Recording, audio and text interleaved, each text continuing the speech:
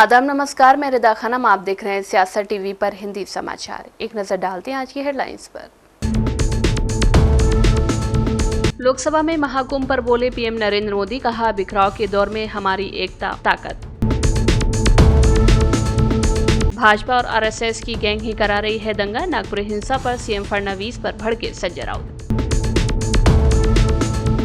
नागपुर हिंसा पर एकनाथ शिंदे का सवाल, कहा अचानक से कहां से आए 2 से 3 हजार लोग। मनरेगा को कमजोर किया जा रहा है, सोनिया गांधी ने कहा न्यूनतम मजदूरी और कार्य दिवसों की संख्या बढ़ाई जाए। सांप्रदायिकता की चिंगारी फैला रही है भाजपा, नागपुर हिंसा को लेकर बोले सुरेंद्र राजपूत। मस्जिद 33 मकाल संभल में फिर चल सकता है बुलडोजर, डीएम ने दिए खास आदेश। गाजा में इजराइल की एयर स्ट्राइक से 326 लोगों की मौत, हमास बोला सीजफायर तोड़कर बंधकों के भाग्य से खेला जा रहा है। अब समाचार विस्तार से। प्रधानमंत्री नरेंद्र मोदी ने आज लोकसभा को संबोधित किया। पीएम मोदी सदन में महाकुंभ पर बोले। उन्होंने प्रयागराज में महाकुंभ के सफल आयोजन के लिए यूपी खास तौर से प्रयागराज के लोगों का धन्यवाद किया। उन्होंने कहा कि आम लोगों के सहयोग से महाकुंभ सफल हुआ है। दुनिया को महाकुंभ ने विराट रूप दिखाया है। समाज के सभी कर्मचारियों का धन्यवाद। हम सब जानते हैं, गंगा जी को धरती पर लाने के लिए एक भगीरथ प्रयास लगा था। वैसा ही महाप्रयास इस महाकुंभ के भव्य आयोजन में भी हमने देखा है। मैंने लाल किले से सबका प्रयास के महत्व पर जोर दिया था। पूरे विश्व ने महाकुंभ के रूप में भारत के विराट स्वरूप के दर्शन किए। सबका प्रयास का यही साक्षात स्वरूप है। ये जनता जनार्दन के संकल्पों के लिए, जनता जनार्दन की श्रद्धा से प्रेरित महाकुंभ था। लोकसभा में नेता प्रतिपक्ष व कांग्रेस सांसद राहुल गांधी ने लोकसभा में प्रधानमंत्री मोदी के महाकुंभ पर दिए गए वक्तव्य पर कहा कि मैं प्रधानमंत्री की बात का समर्थन करना चाहता था। कुंभ हमारी परंपरा है, संस्कृति है। एक शिकायत थी कि प्रधानमंत्री ने जिनकी मृत्यु हुई उन्हें श्रद्धांजलि नहीं दी। जो युवा कुंभ में गए उन्हें प्रधानमंत्री से रोजगार चाहिए और प्रधानमंत्री को उस पर भी बोलना चाहिए था। दो तीन चीजें थी जो प्रधानमंत्री ने बोला, मैं उसको सपोर्ट करना चाह रहा था। कुंभ हमारी एक प्रकार से हमारा ट्रेडिशन है, हिस्ट्री है, कल्चर है। एक कंप्लेंट थी, एक शिकायत थी, श्रद्धांजलि नहीं दी प्रधानमंत्री ने। जो लोग जिनकी मृत्यु हुई थी उनको श्रद्धांजलि नहीं दी। और दूसरी बात मैं ये कहना चाहता था कि देखिए, कुंभ की जगह है, मगर जो युवा कुंभ में गए उनको प्रधानमंत्री से एक और चीज चाहिए, उनको रोजगार चाहिए और प्रधानमंत्री को रोजगार के बारे में भी बोलना चाहिए। Thank you. आपको बोलने नहीं दिया गया सर? आपको बोलने नहीं दिया गया? नहीं, देखिए, बोलने तो नहीं देते हैं। डेमोक्रेटिक जो स्ट्रक्चर है, जो एलओपी को तो मतलब परमिशन देनी चाहिए, मगर नहीं देते हैं। बट ये न्यू इंडिया है। महाराष्ट्र के नागपुर में मुगल सम्राट औरंगजेब की कब्र को लेकर हुई हिंसक झड़प में अब राजनीतिक आरोप प्रत्यारोप का दौर शुरू हो चुका है। पहले एमआईएम और अब शिवसेना यूबीटी ने सरकार पर निशाना साधा है। शिवसेना नेता संजय राउत का बयान भी सामने आया है। उन्होंने भाजपा और मुख्यमंत्री देवेंद्र फडणवीस पर जमकर निशाना साधा। नागपुर हिंसा पर शिवसेना नेता संजय राउत ने कहा कि नागपुर में हिंसा होने का कोई कारण नहीं है। ये वो जगह है जहां आरएसएस का मुख्यालय है। देवेंद्र फडणवीस का निर्वाचन क्षेत्र भी है, वहां हिंसा फैलने की हिम्मत कौन ही कर सकता है।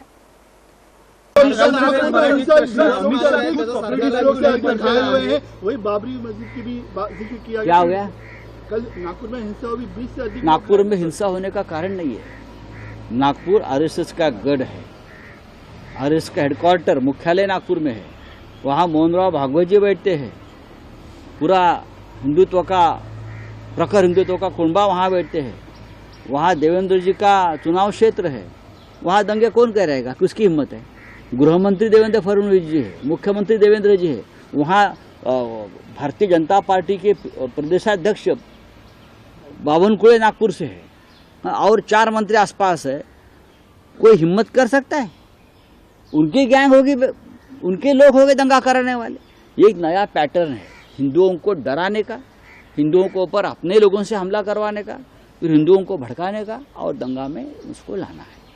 ये जो चल रहा है औरंगजेब के नाम से एक भय और डर पैदा कर रहे हैं, ये महाराष्ट्र को और देश को खत्म करने जा रहे हैं। अगर देवेंद्र जी फडणवीस में दम है तो जो दंगेखोर है ना, उनको मखौका लगाइए। औरंगजेब की कब्र की बात आप करते हो, क्यों उखाड़ने की बात करते हो आप? हम क्या कर सेवा करेंगे? क्या जरूरत है? जब बाबरी के लिए हमने कर सेवा की थी तो कांग्रेस की सरकार थी। टीएमसी की ओर से फर्जी मतदाताओं के मुद्दे को उठाए जाने के बाद निर्वाचन आयोग ने एक बड़ा कदम उठाया है। चुनाव आयोग ने इस मुद्दे को गंभीरता से लेते हुए अपने सॉफ्टवेयर में एक नया विकल्प शुरू करने का फैसला किया है।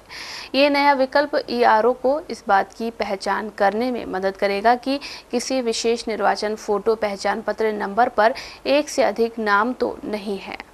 अधिकारियों ने बताया कि राज्यों के मुख्य निर्वाचन अधिकारियों को एक पत्र भेजकर उन्हें इस नए विकल्प के बारे में बताया गया, जिसे डुप्लीकेट ईपीआईसी नंबर को ठीक करने के लिए एक नए मॉड्यूल के रूप में पेश किया गया है। उन्होंने बताया कि अब तक राज्य के निर्वाचन अधिकारी या जिला निर्वाचन पंजीकरण अधिकारी मतदाताओं के पहचान पत्र या ईपीआईसी नंबर नहीं देख पाते थे और इस तरह वो अन्य राज्यों में समान ईपीआईसी नंबर वाले मतदाताओं के नाम नहीं देख पाते थे। अधिकारियों ने बताया कि पश्चिम बंगाल की मतदाता सूची में सुधार का काम 21 मार्च तक पूरा करने का आदेश दिया गया। पश्चिम बंगाल के मुख्यमंत्री ममता बनर्जी ने बीजेपी पर निर्वाचन आयोग की मदद से मतदाता सूची में अन्य राज्यों के फर्जी मतदाताओं के नाम दर्ज करने का आरोप लगाया और दावा किया है कि पार्टी ने दिल्ली और महाराष्ट्र विधानसभा चुनाव में जीत हासिल करने के लिए इसी तरह की रणनीति बनाई थी। ममता बनर्जी ने ज्ञानेश कुमार को मुख्य निर्वाचन आयुक्त नियुक्त किए जाने पर भी सवाल उठाया और आरोप लगाया कि बीजेपी संवैधानिक निकाय को प्रभावित करने की कोशिश कर रही है। महाराष्ट्र के डिप्टी सीएम एकनाथ शिंदे ने नागपुर हिंसा पर कहा कि कल नागपुर में जो घटना हुई वो दुर्भाग्यपूर्ण है। जो आगजनी हुई जिसमें 2 से 4 हजार लोग एकत्र हुए और कई घरों को निशाना बनाया गया, पथराव किया गया, आगजनी की घटना हुई। इस मामले में जो भी होगा उस पर कड़ी कार्रवाई की जाएगी। नागपुर में जो दुर्घटना हुई है बहुत ही दुर्भाग्यपूर्ण है। जो आगजनी हुई है, जहाँ पर कई लोग 2-4 हजार लोग इकट्ठा होकर जो समाज कंटक थे, उन्होंने कई घरों को वहाँ पर मोमिनपुरा है, महाल एरिया है, चिटनीस पार्क है, यहाँ पर इकट्ठा होकर लोगों के घरों को लक्ष्य कर दिया, टारगेट कर दिया, पथराव किया, आगजनी कर दी, वहाँ की गाड़ियाँ जलाई और एक ऐसे जगह पर उनकी गाड़ियाँ 100-150 पार्क होती थी, वहाँ मोमिनपुरा में एक भी गाड़ी खड़ी नहीं की। इसका मतलब ये होता है कि ये पूर्व नियोजित साजिश थी क्या?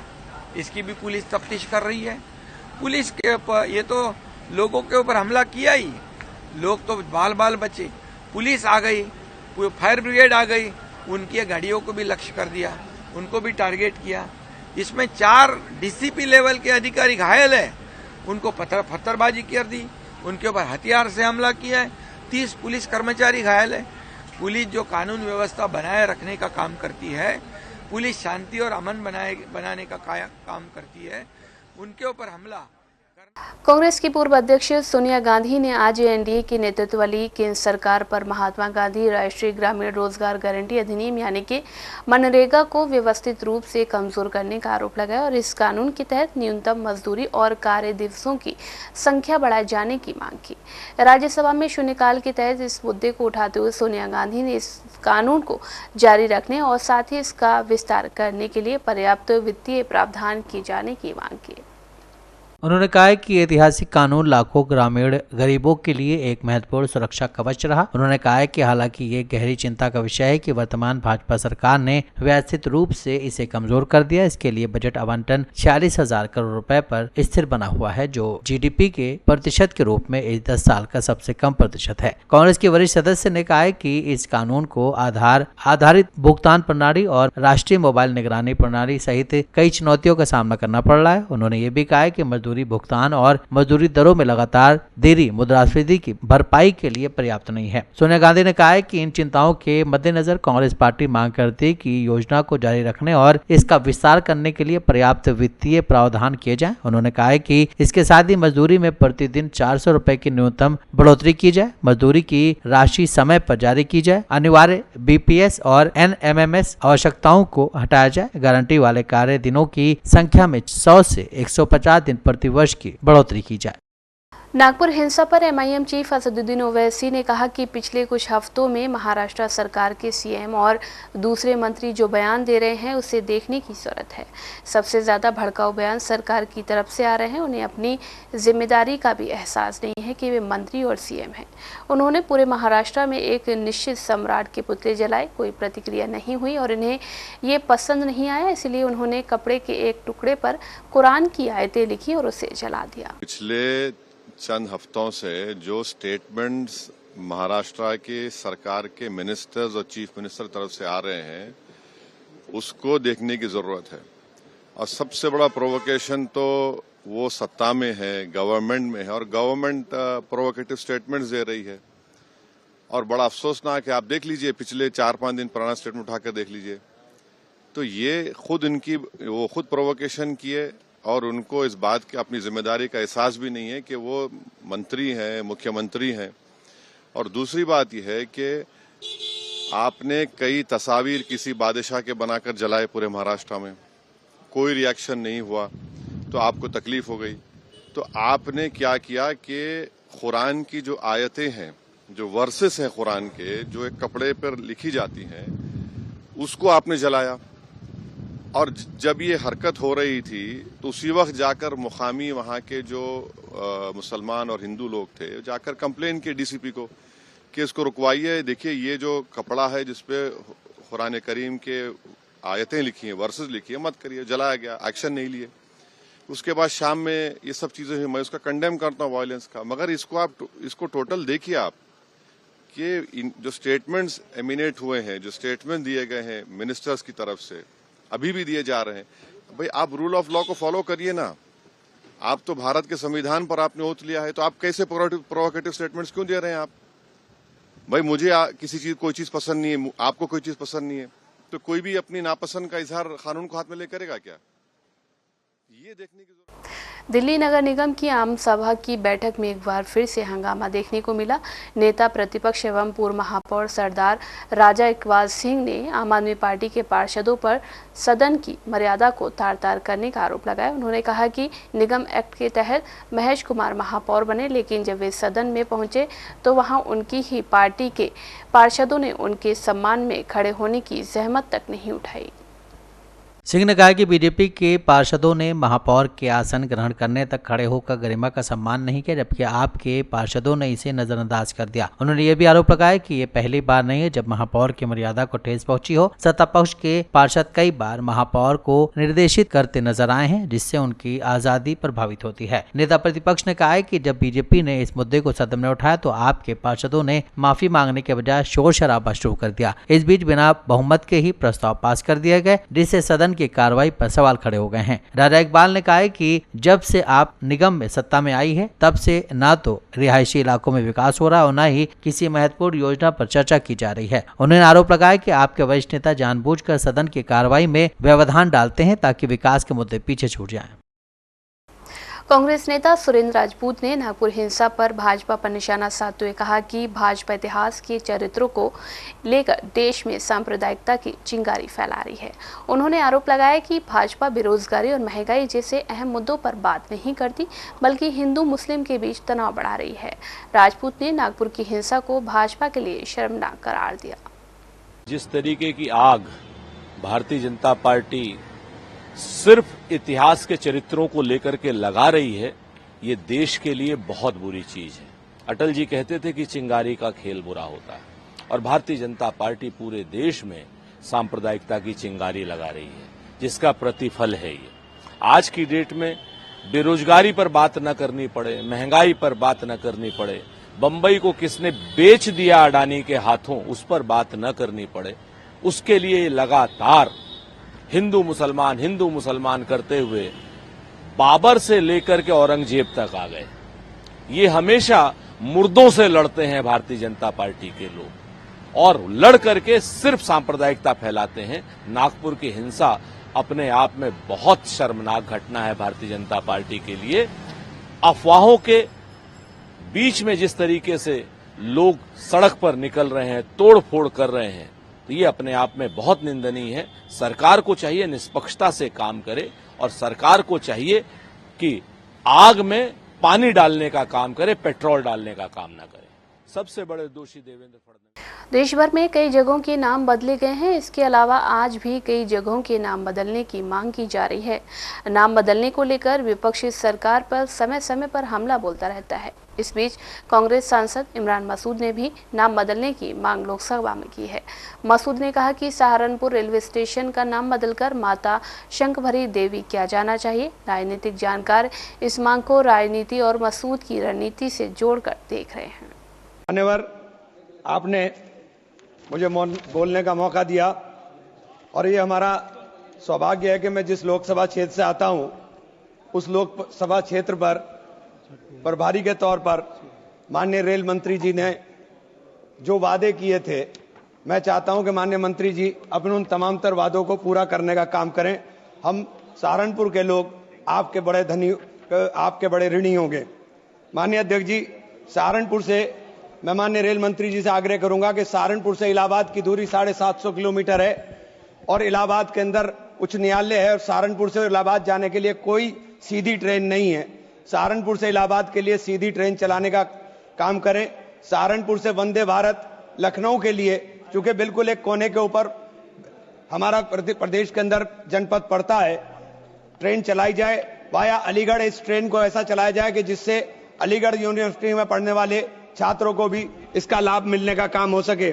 माननीय अध्यक्ष जी, मैं आग्रह करना चाहता हूं कि जो ऐतिहासिक शहर है, वहां मां शाकुंभरी देवी का निवास है। सहारनपुर रेलवे स्टेशन का नामांकन मां शाकुंभरी देवी के नाम पर कर दिया जाए। यूपी के संभल जिले के चंदौसी शहर में एक बड़ा विवाद सामने आया है। यहाँ की वारिसनगर में नगरपालिका की जमीन पर अवैध रूप से मस्जिद और मकान बनाए जाने की जानकारी सामने आई है। पालिका की करीब 6.5 बीघा जमीन पर अवैध कब्जा किया गया है। डीएम ने मस्जिद समेत 34 स्ट्रक्चर, जिनमें 33 मकानों के दस्तावेज की जाँच के निर्देश दिए हैं। संभल जिलाधिकारी ने तहसील दिवस के दौरान इस मामले का जायजा लिया और पाया कि जमीन नगर पालिका की, इसकी जांच तहसीलदार और एसडीएम को सौंपी गई है। डीएम ने बताया कि मामले की जांच कुछ समय से तहसीलदार द्वारा की जा रही थी। रिपोर्ट पहले ही उप जिलाधिकारी को सौंप दी गई थी। उन्होंने ये भी कहा कि अगर कोई अतिक्रमण पाया गया तो उसे कानून के मुताबिक ध्वस्त कर दिया जाएगा। विवादित जमीन लगभग 6.5 बीघा में फैली हुई है। वहीं नगर पालिका चंदौसी ने तहसील प्रशासन को शिकायत दी थी कि लक्ष्मणगंज इलाके वारिसनगर में बनी रजाए मुस्तफा मस्जिद और उसके आसपास बने मकान सरकारी संपत्ति पर बने हैं। इस शिकायत के बाद संभल के डीएम और एसपी मौके पर पहुंचे और पूरे इलाके का निरीक्षण किया। डीएम ने मौके पर पहुंचकर स्थिति का जायजा लिया। डीएम ने आदेश दिया कि जिस किसी ने भी सरकारी जमीन बेची या उस पर कब्जा किया, उसके खिलाफ एफआईआर दर्ज की जाएगी। डीएम ने साफ कहा है कि सरकारी जमीन पर जो भी अवैध कब्जे हैं उन्हें हटाया जाएगा। तहसील दिवस के निरीक्षण के दौरान संभल के डीएम ने चंदौसी नगर पालिका परिषद के अंतर्गत वारिसनगर में निगम की जमीन का जायजा लिया और पाया कि जमीन पर अवैध निर्माण हो रहा है। औरंगजेब की कब्र को लेकर छिड़े विवाद के बीच नागपुर में हुई हिंसा को लेकर सियासत गर्मा गई है। एनडीए के सहयोगी और सोहेल देव भारतीय समाज पार्टी के अध्यक्ष ओम प्रकाश राजभर ने इस बवाल पर प्रतिक्रिया दी है। उन्होंने कहा कि इन लोगों को देश और समाज से प्यार नहीं है, ऐसे लोगों को सरकार छोड़ेगी नहीं, उन पर कड़ी कार्रवाई की जाएगी। तमाम राजाओं को मारते पीटते, तमाम मंदिरों को लूटते खसोड़ते तोड़ते कोई नहीं टिक पाया। अगर टिका कोई तो राजभर महाराजा सुहेल देव जी। ला तो उनका लगना चाहिए, उनके कीर्ति का, उनके किए गए कामों का। चर्चा तो उनकी होनी चाहिए। आपस में बिना वजह लोग लड़ रहे हैं। वही कहावत है ना, जो काम करे ते 4 पावा, बात करे ते 12, घर बैठ के मजा उड़ावा ते पावा 18। आज पूरे देश में नहीं, पूरी दुनिया में राजभर महाराजा सुहेलदेव जी की चर्चा भारतीय समाज पार्टी के बदौलत आज हमारे देश के प्रधानमंत्री जी हों, चाहे गृह मंत्री, चाहे मुख्य, राजभर महाराजा सुहेलदेव जी की चर्चा कर रहे हैं। उस जो विदेशी आक्रमणकारी आया उसको आप आज ही प्रमाण है, बहराइच, नानपारा मैदान, कोटला नदी। तो ये आपस में देखिए वो लोग हैं जो अराजक तत्व हैं, जिनको देश से समाज से प्रेम नहीं है, वो इस तरह के उपद्रव करते हैं। ऐसे लोगों को तो जमीन के बदले नौकरी से जुड़े मनी लॉन्ड्रिंग मामले में बिहार के पूर्व मुख्यमंत्री लालू यादव और उनके परिवार की मुश्किलें एक बार फिर से बढ़ती हुई दिखाई दे रही हैं। ईडी ने लालू प्रसाद यादव और उनके कुछ परिजनों को समन जारी किया है। इस समन में लालू और उनके परिवार के लोगों को पूछताछ के लिए बुलाया गया है। कैसे देखते हैं इस समन को? देखिए, ये तो सबको पता है कि बिहार में चुनावी वर्ष है, तो जो भाजपाई राजनीतिक लड़ाई नहीं लड़ पा रही वो भेज रही आईटी, ईडी, सीबीआई। तो ये सीबीआई हो चाहे ईडी हो, ये सारे चीज़ों का आज कोई नई बात है नहीं, सारे चीज़ों का जवाब दिया जाएगा। और राजनीतिक लड़ाई में जनता भी जनता की अदालत में जवाब देगी। मुकाबला बिल्कुल साफ है। बिहार में एनडीए की करारी हार होनी है, इसलिए बौखलाहट में ये सब कर रहे हैं। तो ठीक है, दूध का दूध और पानी का पानी होगा। अरे जो राजनीतिक लड़ाई लड़िए, आमने सामने लड़िए, ये सबसे क्या होना है। बिहार से काम करने गए 3 मजदूरों की हत्या से हड़कंप मच गया है। बेंगलुरु के सुरजापुर इलाके में 14 मंजिला निर्माणाधीन अपार्टमेंट से इन तीनों मजदूरों के शव बरामद किए गए हैं। आशंका है कि होली के जश्न के दौरान इनकी हत्या कर दी गई। पुलिस के मुताबिक मृतकों की पहचान बिहार के गोपालगंज निवासी राधेश्याम, दीपू और अंशु के रूप में हुई है। एक्चुअली बेंगलोर में ये लोग गोपालगंज जिले के रहने वाले हैं और किसी कंस्ट्रक्शन कंपनी में काम कर रहे थे। आपस में ऐसे प्रथम दृष्टया लगता है कि आपस में रंजिश के चलते लड़ाई झगड़ा में ये 3 लोगों की मृत्यु हुई है। और चूँकि प्रवासी मजदूरी करने गए थे, इसलिए श्रम संसाधन विभाग इनको वहाँ से डेड बॉडी यहाँ तक लाने का और उनके घर तक पहुँचाने का सारा खर्चा बन, और प्रवासी दुर्घटना योजना के तहत 2-2 लाख रुपया इनको, इनके मृतक के आश्रित को हम लोग देंगे। मंत्री जी, एक बड़ा सवाल उठता है कि पलायन लगातार हो रहे, बिहार से मजदूर बाहर जा रहे हैं। देखिए, पलायन इसको नहीं कहिए, माइग्रेट कह सकते हैं। पलायन नहीं है, लोग जाते हैं। और देश में डेमोक्रेसी है, देश में कहीं मूवमेंट करने की सबको अपनी आज़ादी है, तो इसलिए और रोजगार के लिए, बेहतर जीवन के लिए लोग जाता है। मध्य प्रदेश के पूर्व मुख्यमंत्री कमलनाथ ने कानून व्यवस्था पर सवाल उठाए हैं। उन्होंने कहा है कि संविधान के जानकार वकीलों को न्याय के लिए सड़क पर उतरना पड़ रहा है, दूसरी तरफ पुलिस असुरक्षित है। मध्य प्रदेश में ये क्या हो रहा है, सरकार को जवाब देना चाहिए। शर्म की बात है कि पुलिस कहीं पीट रही है, कहीं हत्या हो रही है, और पुलिस कहीं खुद भी पीट रही है। ये एक ऐसा प्रदेश है देश में जहाँ पुलिस पीटती भी है और खुद पीटती भी है। सर, आप फेक एनकाउंटर का आरोप लगा रही है कांग्रेस। तो कहना है कि केवल इसलिए एनकाउंटर किया गया कि नक्सल मूवमेंट दिखाकर केंद्र का फंड लिया जा सके। ये तो पुलिस, हमारी कानून व्यवस्था प्रदेश की के बारे में जितना कम बात। इजराइल ने आज सुबह गाजा पट्टी में एक बार फिर से हमला कर दिया। इजराइल की तरफ से हमास के ठिकानों को निशाना बनाते हुए सिलसिलेवार हवाई हमले किए गए हैं। गाजा के स्वास्थ्य मंत्रालय ने कहा कि हमले में कम से कम 235 लोगों की मौत हो गई है, जिनमें महिला और बच्चे भी शामिल हैं। कहा जा रहा है कि जनवरी में युद्धविराम के प्रभावी होने के बाद से ये गाजा में अब तक का सबसे भीषण हमला है। प्रधानमंत्री बेंजामिन नेतन्याहू ने कहा है कि युद्ध विराम को बढ़ाने के लिए वार्ता में कोई खास प्रगति नहीं होने की वजह से उन्होंने हमले का आदेश दिया। अमेरिकी राष्ट्रपति के आधिकारिक कार्यालय एवं आवास व्हाइट हाउस ने कहा है कि हमला करने से पहले उससे सलाह दी गई है और उसने इजराइल के फैसले का समर्थन किया है। व्हाइट हाउस ने दोबारा युद्ध जैसी स्थिति के लिए हमास को जिम्मेदार ठहराया है। अमेरिका की राष्ट्रीय सुरक्षा परिषद के प्रवक्ता ने कहा है कि हमास युद्ध विराम को बढ़ावा देने के लिए बंधकों को रिहा कर सकता था, लेकिन उसने इनकार कर दिया और युद्ध को चुना। मिस्र और कतर के साथ मध्यस्थता प्रयासों का नेतृत्व कर रहे अमेरिकी दूत ने पहले ही आगाह किया था कि हमास को जीवित बंधकों को तुरंत रिहा करना चाहिए या फिर भारी कीमत चुकानी होगी। नेतन्याहू के कार्यालय ने कहा है कि इजराइल अब सैन्य ताकत बढ़ाकर हमास के खिलाफ कार्रवाई करेगा। ताजा हमलों ने शांति का दौर खत्म कर दिया और 17 महीने से जारी संघर्ष के फिर से शुरू होने की आशंका बढ़ा दी है। इजराइल और हमास के बीच जंग में 48,000 से ज्यादा फिलिस्तीनियों की मौत हुई है और गाजा तबाह हो चुका है। हिंदी समाचार बस यही समाप्त होता है। मुझे दे इजाजत। बाकी खबरों के लिए बने रहें सियासत टीवी के साथ।